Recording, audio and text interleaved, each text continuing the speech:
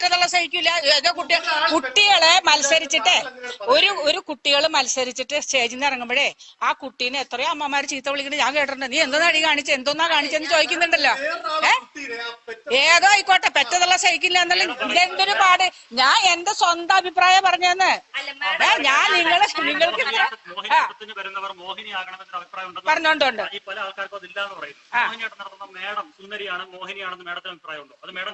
അല്ല, ഞാൻ ഇപ്പൊ 66 വയസ്സായിട്ട് ഇങ്ങനെ ഇരിക്കുന്നില്ലേ, അത് എനിക്ക് മതി. റിപ്പോർട്ടറുടെ സർട്ടിഫിക്കറ്റ് എനിക്ക് വേണ്ട.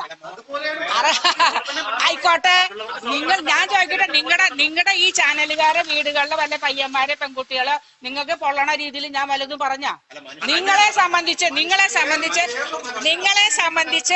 നിങ്ങൾക്ക് ഇന്നത്തെ ഒരു ദിവസത്തേക്ക് ഇത് കിട്ടണം. നിങ്ങൾക്ക് അല്ലാണ്ട് ആടാണ് നിങ്ങളെ സംബന്ധിച്ച് നിങ്ങൾക്ക് ഒരു പ്രോഗ്രാം ഒരിക്കലും ഇല്ല. ഞാനും ചോദിക്കട്ടെ, കോടതിക്ക് ആയാലും പോലീസ് സ്റ്റേഷനിൽ എവിടെയായാലും എന്താ തെളിവല്ലേ വേണ്ടേ? തെളിവല്ലേ വേണ്ടേ?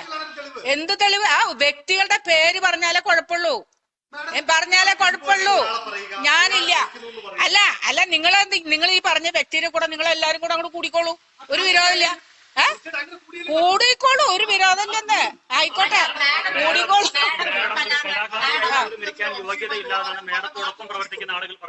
അതെ, ആയിക്കോട്ടെ. പിന്നെ അതെടുത്ത് കളയാൻ ആരെ കൊണ്ട് സഹിക്കില്ല. ഞാൻ അവിടെ കഷ്ടപ്പെട്ടുണ്ടാക്കി എടുത്തിട്ടാ ആയിക്കോട്ടെ. ഞാൻ ചോദിക്കട്ടെ, ഞാൻ വല്ലവരും പേര് പറഞ്ഞോ? അത് പറയാൻ നിങ്ങൾ, എനിക്ക് അത് തന്നെ നിങ്ങളോട് ചോദിക്കാനുള്ളൂ. ഞാൻ പേര് പറഞ്ഞിട്ടില്ല. ഇത് പിന്നെ ഉണ്ട്. അപ്പൊ ഞാൻ പേര് പറഞ്ഞിട്ട് വ്യക്തിപരമായിട്ട് ഒരാളെ അധിക്ഷേപിച്ചതായിട്ട് നിങ്ങൾക്ക് പറയാൻ പറ്റുമോ? അത് പറ. ഒരാളെ അധിക്ഷേപിച്ചില്ല, പക്ഷെ ഒരു കലാകാരന്മാരുള്ള സമൂഹത്തെ മൊത്തത്തിലല്ലേ അധിക്ഷേപിക്കുന്ന എന്റെ സ്വന്തം അഭിപ്രായം ഞാൻ പറഞ്ഞെന്ന് പറയുമ്പോ പിന്നെ നിങ്ങൾ പിന്നെ അതിൽ ക്വസ്റ്റ്യൻ അത് തന്നെ ചോദിച്ചോണ്ടിരിക്കണതിനാ?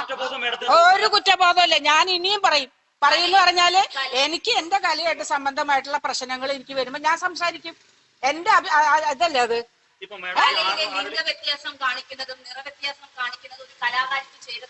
പിന്നെന്താ ചേരാത്ത? എന്താ ഞാൻ സൗന്ദര്യത്തിനെ കുറിച്ച് പറഞ്ഞിട്ടുള്ളൂ. നിങ്ങൾ ജേർണലിസ്റ്റ് എടുത്ത് നിങ്ങൾ വർക്ക് ചെയ്യുന്ന തൊഴിലല്ല ഇത്. ഇതിന് അത്യാവശ്യ സൗന്ദര്യം, കുറച്ച് കാര്യങ്ങളും ഇതിനകത്തൊക്കെ വേണം. അല്ല ഞാൻ ചോദിക്കട്ടെ, യുവജനോത്സവം ചെല്ലുമ്പോൾ നേരത്തെ പറഞ്ഞ പോലെ ഈ പേപ്പറിനകത്ത് സൗന്ദര്യം എന്നുള്ള കോളം എടുത്തുകളെ നിങ്ങളെ കൊണ്ട് പറ്റുമോ? എടുക്കാൻ പറ്റുമോ? എത്രയോ സ്ഥലത്ത് സൗന്ദര്യം ഇല്ലാത്ത കുട്ടിക്ക് കൊടുത്തിട്ട് ഞാൻ ഗാന്ധിജി കാലിക്കട്ട് യൂണിവേഴ്സിറ്റിയിൽ ഒരു കുട്ടിക്ക് മോനേട്ടം കൊടുത്തിട്ട് എന്റെ അടുക്ക വന്ന് ചോദിച്ചു, ആ കുട്ടിക്ക് എന്ത് സൗന്ദര്യം എന്ന് ചോദിച്ചിട്ടുണ്ട് എന്നോട്. അപ്പോഴോ കറുത്തതല്ല എന്നുള്ളത് ഞാൻ എന്റെ ഭർത്താവും ഞാനും കൂടെ തീരുമാനിക്കില്ല. നിങ്ങൾ തീരുമാനിക്കണ്ട. അല്ല, എന്റെ കുട്ടീനെ ചാരിത്രം നോക്കാൻ വന്നേക്കെ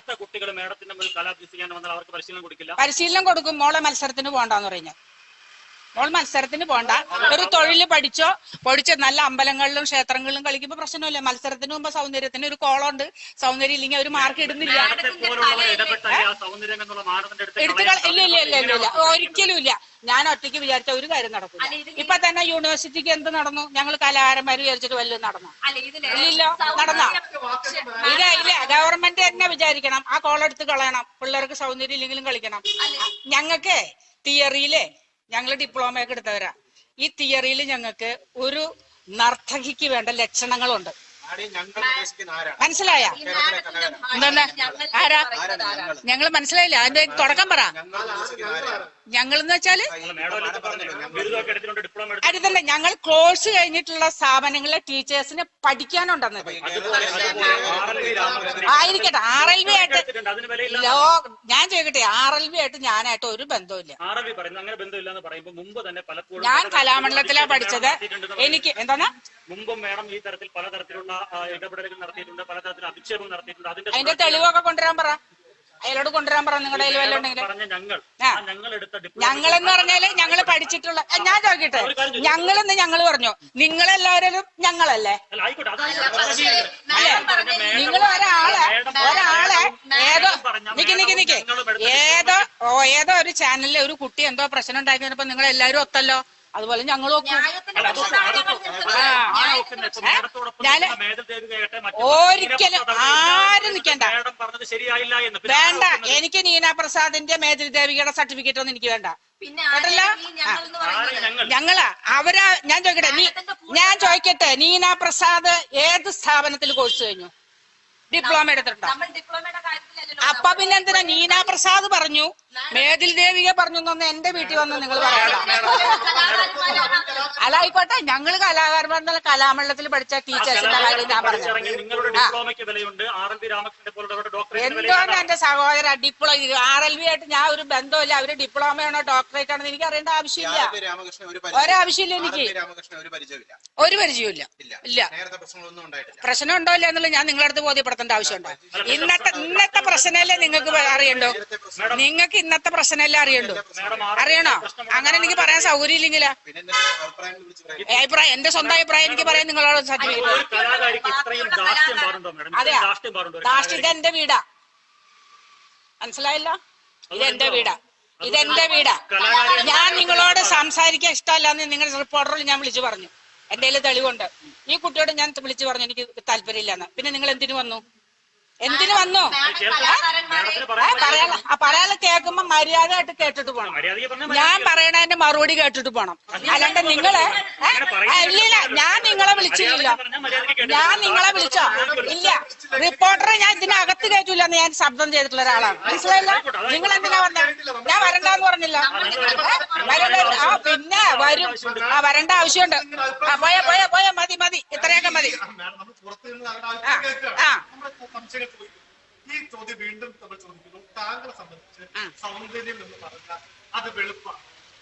എന്തോന്ന് വെളുപ്പാണോന്നോ? അല്ല, നമ്മളിപ്പോ ഒരു അച്ഛനും അമ്മയും കറുത്തിരിക്കുമ്പോ കുട്ടികൾ കറുത്തിരിക്കും. അവര് നൃത്തത്തിലേക്ക് കല പഠിക്കാൻ വരുമ്പോ നിങ്ങൾ മത്സരത്തിന് പോണ്ട, പഠിച്ചോളൂ. എത്രയോ വേദികൾ ക്ഷേത്രങ്ങളിലോ അല്ലെങ്കിൽ പള്ളികളിലോ പല സ്ഥലത്തും കളിക്കുന്ന കുട്ടികളില്ലേ? നിങ്ങൾ അങ്ങനെയൊക്കെ കളിച്ചോളൂ. നിങ്ങൾ മത്സരത്തിന് പോകുമ്പോ സൗന്ദര്യം എന്ന് പറഞ്ഞൊരു കോളം തരികയല്ലേ? അപ്പൊ നിങ്ങൾ എന്തിനാ പോന്നേ? അതെന്തിനാ അങ്ങനെ വെക്കുന്ന? എന്തിനാ അവര്? അപ്പൊ നിങ്ങൾ ചാനലുകാർ പോയി പറ. നിങ്ങൾ ചാനലുകാര് ആ കോളം എടുത്ത് കളയാൻ പറയണം. സൗന്ദര്യം ഇപ്പൊ ഒരു മേക്കപ്പിന് ഒരു ആർട്ടിസ്റ്റിന് ഒരു കുട്ടിയെ ചെയ്യണമെങ്കിൽ 5000 രൂപ മേടിക്കും. എന്താ അറിയോ? അതായിക്കോട്ടെ, അപ്പൊ ആ കുട്ടീനെ സൗന്ദര്യം ഉണ്ടാക്കി അങ്ങ് എടുക്കുകയാണ്.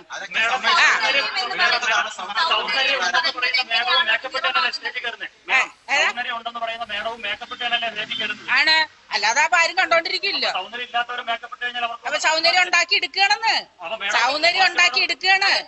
അപ്പൊ എന്റെ അഭിപ്രായത്തിൽ സൗന്ദര്യം തീരെ ഇല്ലാത്തവര് പ്രത്യേകിച്ച് മോഹിനിയാട്ടത്തിലേക്ക് വരരുതെന്ന് ഞാൻ പറയുന്നു. വേദിയിൽ കയറിക്കോട്ടെ.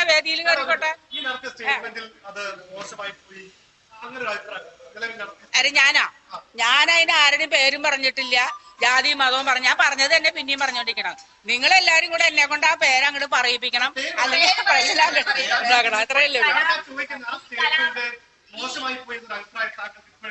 അല്ല, ഇദ്ദേഹം ചോദിച്ചത് നിങ്ങൾ കേട്ടില്ലേ? റിപ്പോർട്ടർ ചോദിക്കണം, നിങ്ങൾക്ക് സൗന്ദര്യം ഉണ്ടെന്ന് ഉറപ്പുണ്ടോന്ന് എനിക്ക്. അല്ല, അത് എന്റെ സൗന്ദര്യത്തിന്റെ ചോദ്യം ചെയ്യാനാണോ നിങ്ങൾ വന്നത്? ഞാൻ ആരും സൗന്ദര്യം ഒരു വ്യക്തി തന്റെ എനിക്ക് തെളിവുണ്ടാ? ഇയാൾക്ക് തെളിവുണ്ടാ? ഞാൻ കറുത്തവർക്ക് സൗന്ദര്യം ഇല്ല നിങ്ങളൊക്കെ വീട്ടിലിരുന്ന് പറയാറുണ്ടാ? ഇല്ല, ആര് പറഞ്ഞു? നിങ്ങളുടെയൊക്കെ വീട്ടിൽ നമുക്ക് വന്നാലേ പറ്റുള്ളൂ. സൗന്ദര്യം എന്റെ ഒരു കലാകാരന് അടിസ്ഥാനം സൗന്ദര്യം എന്നുള്ള സങ്കല്പത്തിന് അടിസ്ഥാനം നിറമാണ് എന്ന് മാഡത്തിന് എങ്ങനെയാണ് അത് അടിവരയിട്ട്? എന്റെ സ്വന്തം അഭിപ്രായം പറയാൻ എനിക്ക് ആരുടെയും ചെലവില്ല. മാഡം ഒരു കലാകാരിയാണ്. ആയിക്കോട്ടെ, ഒരു സമൂഹത്തിനെ കൊണ്ടും എന്നെ സംബന്ധിച്ചിടത്തോളം എനിക്ക് സമൂഹത്തിനെ കൊണ്ട് ഇപ്പൊ ഒരു ഗുണമില്ല. ഞാൻ ഇവിടെ പഠിപ്പിക്കുന്നു, എന്റെ കുട്ടികള് എനിക്ക് ഫീസ് തരുന്നു, ഞാൻ കഞ്ഞി കുടിച്ച് ജീവിക്കുന്നു. അത്ര. അല്ലാണ്ട് എനിക്ക് സമൂഹത്തിൽ ഇറങ്ങിയിട്ടേ പാരിതോഷികങ്ങളോ അവാർഡുകളോ പേവാർഡുകളോ ഒന്നും കിട്ടാറില്ല. പിന്നെ അസ്വസ്ഥത അതെനിക്ക് തന്നെ അഭിപ്രായം പഠിക്കുന്ന കൈരളി ചാനലിന് അറിയിക്കേണ്ട ആവശ്യമില്ല കേട്ടാ.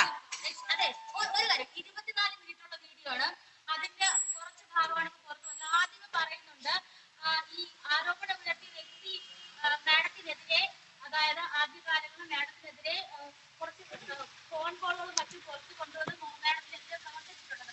അങ്ങനെ എന്തെങ്കിലും ആരോപണങ്ങൾ പറയുന്നുണ്ടോ? ഇല്ല. അല്ല, ആ വീഡിയോയിൽ പറയുന്നുണ്ടല്ലോ. ആ വീഡിയോയിൽ പറഞ്ഞെങ്കിൽ നിങ്ങൾ തെളിവ് കൊണ്ട് പുറത്തോട്ട് കാണിക്കും. മേഡം സമൂഹത്തിൽ മൊത്തം ഇത്തരത്തിൽ അഭിപ്രായം വരുന്നത് ആയിക്കോട്ടെ സംസാരമാണ് മേഡം, വ്യക്തിഗത സംസാരം. ആയിക്കോട്ടെ ആയിക്കോട്ടെ ഇതെന്തൊരു പാട്. ഞാൻ ഒരു യൂട്യൂബ് ചാനലിൽ സംസാരിച്ചു, അല്ല, നിങ്ങൾ അത്രയല്ലേ ഉള്ളൂ. നിങ്ങൾ വീട്ടിലിരുന്ന് സംസാരിച്ചു, യൂട്യൂബിൽ സംസാരിച്ചു, സ്വന്തം അഭിപ്രായം പറഞ്ഞു, ശരി. പക്ഷെ ഒരു സമൂഹത്തെ മൊത്തം അവഹേളിക്കാൻ ഒരിക്കലും ഇല്ല, അവഹേളിച്ചിട്ടില്ല. ഞാൻ സമൂഹത്തെ എന്റെ സ്വന്തം അഭിപ്രായം പറഞ്ഞു, അത്രയാണ്. ഈ മേഡം പല വേദികളിൽ കയറാറുണ്ട്. ഈ കറുത്ത ആളുകളുള്ള വേദിയിൽ സദസ്സിൽ മേഡം കയറാറുണ്ട്. അതിലൊന്നും കാര്യമൊന്നുമില്ല. നമ്മളവിടെ ചെല്ലുമ്പോ കറുത്ത ആൾക്കാരുണ്ടോ വെളുത്ത ആൾക്കാരുണ്ടോ നമ്മൾ ചോദിച്ചിട്ടല്ലേ. ആ മത്സരിക്കുമ്പോ അതിന് സൗന്ദര്യത്തിന് കോളറുണ്ടല്ലേ.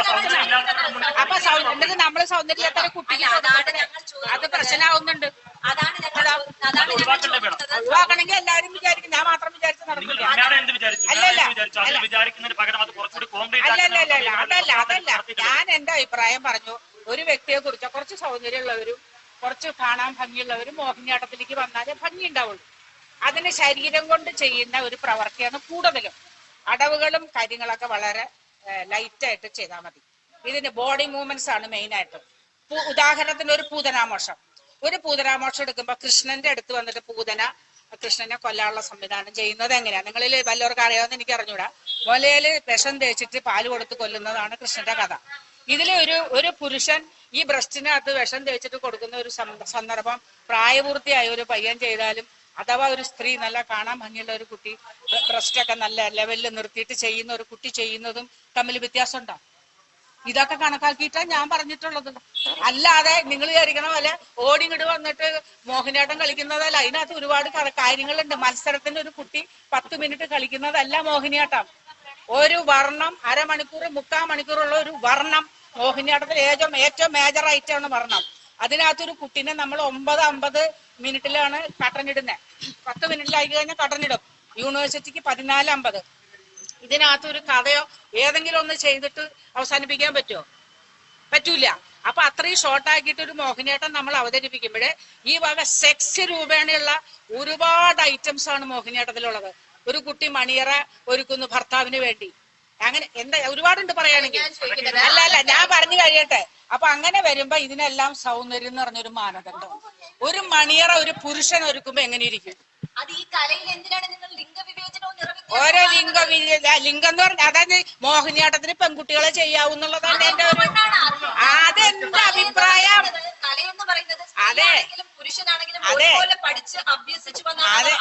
അതെന്റെ അഭിപ്രായം കുട്ടിയത്. ആയിക്കോട്ടെ, നിങ്ങൾ കലാകാരിയായിട്ട് എന്നെ അംഗീകരിക്കണ്ട ഇനി. അപ്പൊ കഴിഞ്ഞില്ലേ? വേണ്ട. അയ്യോ നമസ്കാരം, കൈരളി ചാനലിൽ നമസ്കാരം. മേഡത്തോടൊപ്പം കലാമേഖലയിൽ നിൽക്കുന്ന ആളുകൾ ഒന്നടങ്കം പറയുകയാണ് കലാകാരിയായി തുടരാൻ മേഡത്തിന് യോഗ്യതയില്ല. ഒരു വിരോധമില്ല. ഒപ്പമുള്ളവർ പോലും അംഗീകരിക്കുന്നില്ല. വേണ്ട, നിങ്ങളെല്ലാരും ഒരു അമ്മ മക്കളാന്ന് എനിക്കറിയാം. ശരിയല്ലേ ഞാൻ പറഞ്ഞത്? അപ്പൊ പിന്നെ നിങ്ങളെല്ലാരും ഒന്നിച്ചല്ലേ പറയുള്ളൂ.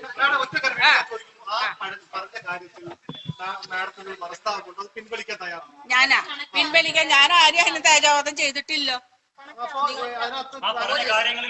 ഞാൻ ഒരു തേജാവധം ചെയ്തിട്ടില്ല. എനിക്ക് ഇനി പറയാനായിട്ട് ഇതുപോലെ വേദികളോ അല്ലെങ്കിൽ ഈ പറഞ്ഞ പോലെ യൂട്യൂബ് ചാനലുകാർ അല്ല നിങ്ങളെ പോലുള്ള ഒന്നും വരുമല്ലോ. ചാനലുകാർ വരുമ്പോ എനിക്ക് പറയാനുള്ള എന്റെ 66-ാമത്തെ വയസ്സിൽ എനിക്ക് എന്റെ അഭിപ്രായം പറയാൻ പാടില്ല എന്ന് വല്ല നിയമമുണ്ടോ? ഞാൻ പറയും. ഒരു മര്യാദയും മാനദണ്ഡമൊന്നുമില്ല. ഞാൻ എന്റെ സ്വന്തം അഭിപ്രായത്തിന് സംസാരിച്ചു. ഇനിയിപ്പോ എന്തോന്നാ പബ്ലിക്കായിട്ട് എന്ത് സംസാരിച്ചാലും ഒരു കവലയിൽ നിന്ന് ഇവിടെ നിന്ന് സംസാരിച്ചാല് ഞാൻ ഒരു വ്യക്തിയുടെ പേര് പറഞ്ഞാലേ പ്രശ്നമുള്ളൂ. ഞാൻ ഒരു ജാതി മതം പറഞ്ഞാലേ പ്രശ്നം. എന്തൊരു പാട് പിന്നെയും പറയും. കറുപ്പും വെളുപ്പും ഞാൻ ചോദിക്കട്ടെ, സങ്കടം സന്തോഷം, കറുപ്പ് വെളുപ്പ്, രാവ് പകല്, ഇതൊക്കെ എന്തിനു വാക്കുകൾ? പിന്നെ ഞാൻ ചോദിക്കട്ടെ, എന്തിനു ഈ വാക്കുകളൊക്കെ ഉണ്ട്? അല്ല, മൃഗം മനുഷ്യനും കൂടെ ഒന്നിച്ച് ചേർക്കണ്ട. ഞാൻ പറഞ്ഞതിന് നിങ്ങൾ ചേർത്താണ്. സങ്കടവും വേണ്ട, കേൾക്കണ്ട നിങ്ങൾ കേൾക്കണ്ട. ശരിയല്ല എന്നുള്ളത് കൊണ്ടാണ് മാഡത്തിനെതിരെ പൊതുവികാരം ഉയർന്നത്. പൊതുവികാരം ഉയർന്നിട്ട് കാര്യമില്ല. ഞാൻ എന്റെ സ്വന്തം അഭിപ്രായം എന്റെ പൊന്നെ എനിക്ക് അവരെന്നെ എന്ത് പറഞ്ഞാലും ഒരു വിരോധമില്ല.